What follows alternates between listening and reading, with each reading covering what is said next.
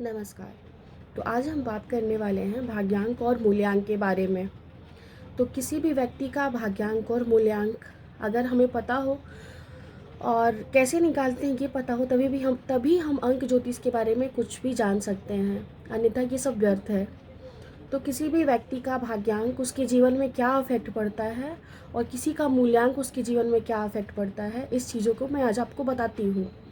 तो भाग्यांक निकालने के लिए हमेशा हमें क्या करना पड़ेगा, तीन चीज़ों से हम भाग्यांक निकाल सकते हैं। पहला, हमारे जन्म की तिथि। दूसरा, हमारे जन्म का महीना। तीसरा, हमारे जन्म का साल। ये तीनों चीज़ों के हिसाब से ही हम भाग्यांक निकालते हैं। इन तीनों चीज़ों से ही हम निकालते हैं। तो जैसे कि किसी का जन्म 7/11/2019 को हुआ है, तो हम 0 + 7 + 1 + 1 + 2 + 0 + 1 + 9 करेंगे।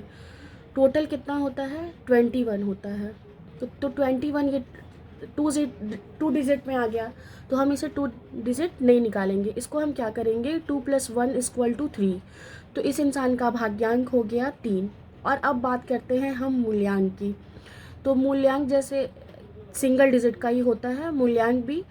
तो अगर किसी का जन्म 7 को है, 1 से लेके 9 तक है, तो उसका 1 से लेके 9 तक जिस डेट को है वही उसका मूल्यांक हो जाएगा।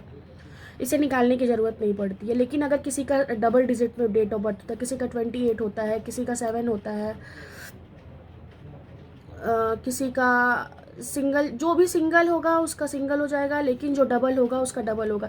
जैसे किसी का डेट ऑफ बर्थ 17 है, तो उसका 1 + 7 = 8, उसका मूल्यांक 8 हो गया।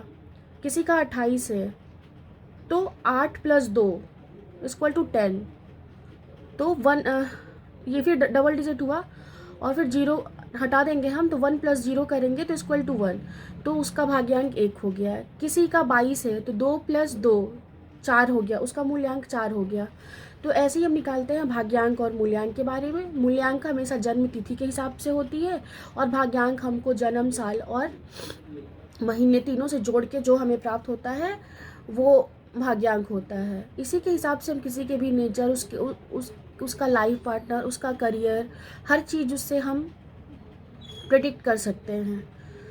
तो चलिए हम जानते हैं आगे नेक्स्ट वीडियो में हम ये जानते हैं कि भाग्यांक 1 से लेकर 9 तक किस इंसान का नेचर कैसा है, कौन क्या है। Thank you.